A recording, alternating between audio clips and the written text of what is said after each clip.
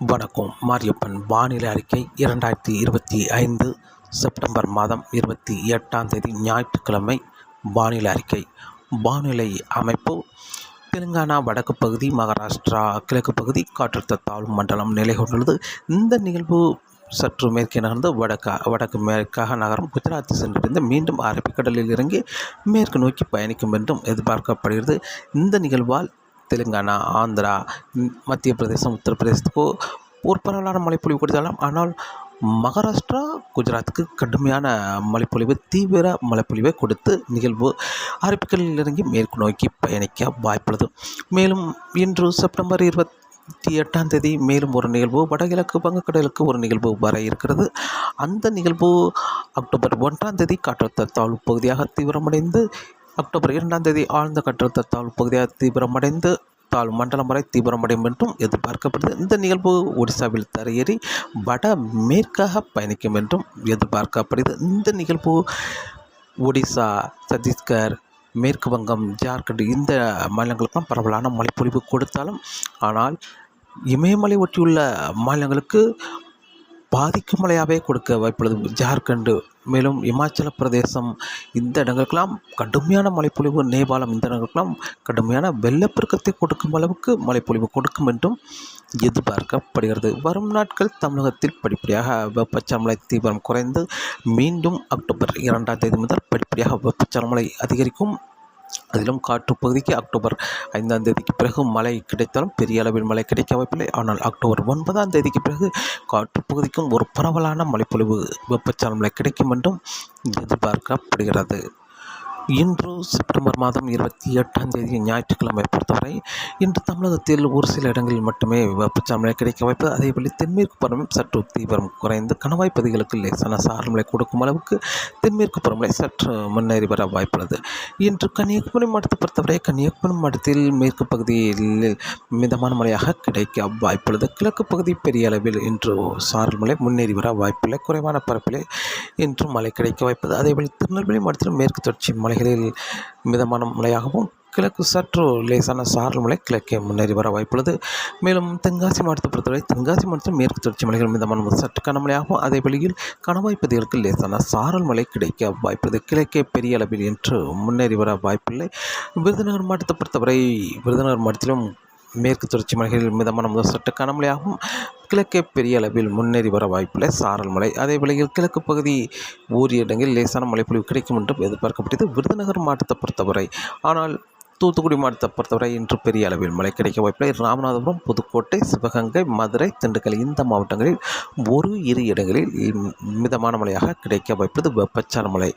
மேலும் தேனி மாவட்டத்தை பொறுத்தவரை தேனி மாவட்டத்தில் மேற்கு தொடர்ச்சி மலைகள் மிதமான சற்று கனமழையாகவும், அதே வேளையில் கிழக்கு பகுதி தேனி, பொடிநாயக்கனூர் இந்த இடங்களுக்கும் சாரல் மழை கிடைக்க வாய்ப்புள்ளது.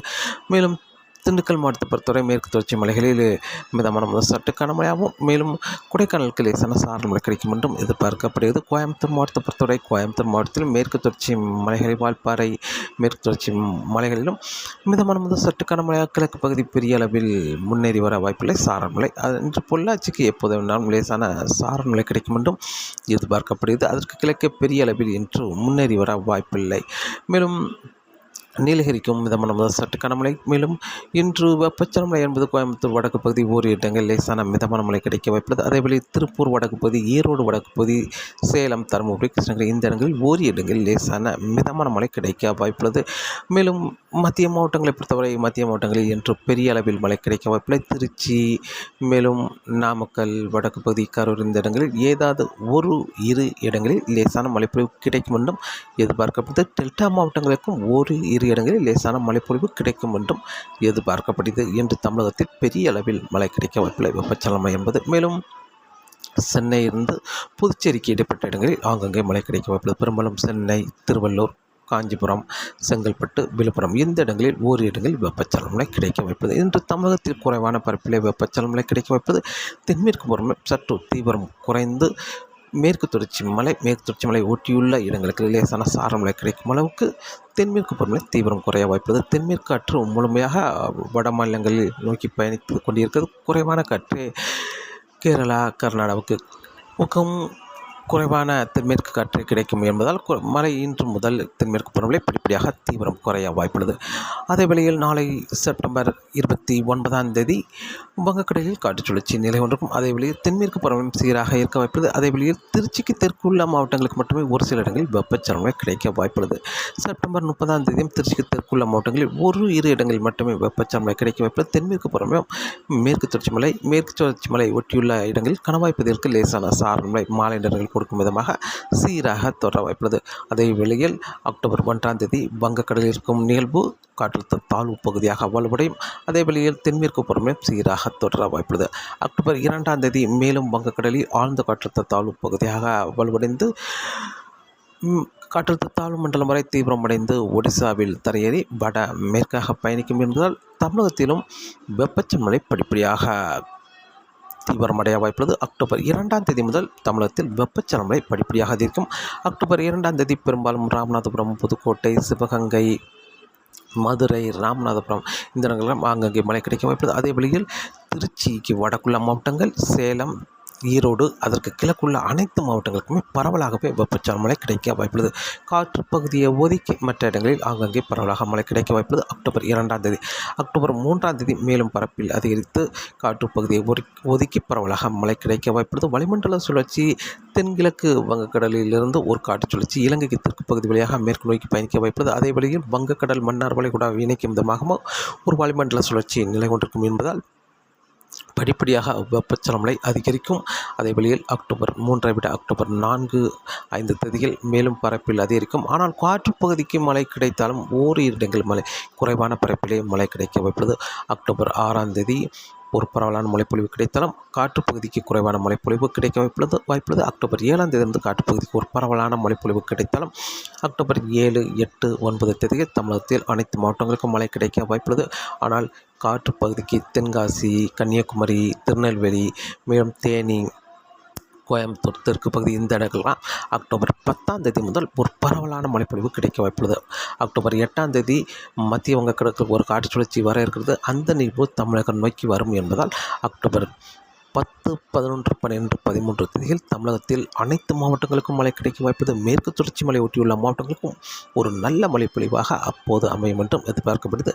அதற்கு முன்னதாக மழை கிடைத்தாலும் பெரும்பாலான இடங்களை ஒதுக்கி மழை கிடைக்கும். ஆனால் அக்டோபர் 10ஆம் தேதியிலிருந்து பெரும்பாலான இடங்களை ஒதுக்கவே வாய்ப்பில்லை. ஒரு நல்ல மழைப்பொழிவாக கிடைக்கும் என்றும் எதிர்பார்க்கப்படுகிறது மேற்கு தொடர்ச்சி மலை ஒட்டியுள்ள மாவட்டங்களுக்கும். ஆனால் உள் மாவட்டங்கள் பரவலாக மழைப்பொழிவு அக்டோபர் 2ஆம் தேதியிலிருந்தே உள் மாவட்டங்கள், டெல்டா மாவட்டங்கள், கர்நாடக எல்லையோர மாவட்டங்கள், சென்னை சுற்றியுள்ள மாவட்டங்களுக்கு அக்டோபர் 2ஆம் தேதியிலிருந்தே ஒரு பரவலான மழைப்பொழிவு கிடைக்க வாய்ப்புள்ளது. அடுத்தடுத்த நாட்கள் தொடர்ந்து தமிழகத்தில் இடியுடன் வெப்பச்சலன மழை பரவலாக மழை கிடைக்க வாய்ப்புள்ளது. கனமழையும் கிடைக்க வாய்ப்புள்ளது. ஓரிரு இடங்கள் மிக கனமழையும் குறைவான நேரத்தில் மழை கிடைக்க வாய்ப்புள்ளது. வரும் நாட்களை பொறுத்தவரை அக்டோபர் 2ஆம் தேதி முதல் தமிழகத்தில் படிப்படியாக வெப்பச்சலன மழை அதிகரிக்கும். காற்று பகுதியை பொறுத்தவரை அக்டோபர் 5ஆம் தேதிக்கு பிறகு மழை கிடைத்தாலும் அக்டோபர் 10ஆம் தேதி முதல் காற்று பகுதிக்கும் ஒரு நல்ல மழைப்பொழிவாக அமையும் என்றும் எதிர்பார்க்கப்படுகிறது. காற்றின் வேகத்தை பொறுத்தவரை காற்றின் வேகம் வரக்கூடிய நாட்களில் சற்று குறைய வாய்ப்புள்ளது. இப்போது வங்கக்கடலில் இருந்த காற்றழுத்த தாழ்வு மண்டலம் தெலுங்கானா வடக்கு பகுதி மேலும் மகாராஷ்டிரா கிழக்கு பகுதி நிலவொன்றிருக்கும். இந்த நிகழ்வு மகாராஷ்டிரா சென்று மீண்டும் குஜராத் வழியாக அரபிக்கடலில் இறங்கி மேற்கு நோக்கி பயணிக்க வாய்ப்புள்ளது. வங்கக்கடலில் மேலும் ஒரு நிகழ்வு அக்டோபர் 1ஆம் தேதி காற்றழுத்த தாழ்வு பகுதி உருவாகும். அந்த நிகழ்வும் ஆழ்ந்த காற்றழுத்த தாழ்வு பகுதி தாழ்வு மண்டலம் வரை தீவிரமடைந்து ஒடிசாவில் தரையேறி மேற்கு நோக்கி பயணிக்கும் என்பதால் அக்டோபர் 6ஆம் தேதி வரை காற்றின் வேகம் சற்று அதிகரித்து காணப்படும். மீனவர்களுக்கு மீன்பிடிக்க வரும் நாட்கள் சற்று சவாலாக இருந்தாலும் அக்டோபர் 5ஆம் தேதிக்கு பிறகு படிப்படியாக காற்றின் வேகம் குறையும் என்பதால் மீனவர்களுக்கு மீன்பிடிக்க சாதகமான சூழலாக அமையும் என்றும் எதிர்பார்க்கப்படுகிறது. தொடர்ந்து வானிலை அறிக்கையோடு இணைந்தீர்கள். மீண்டும் சந்திப்போம். நன்றி, வணக்கம்.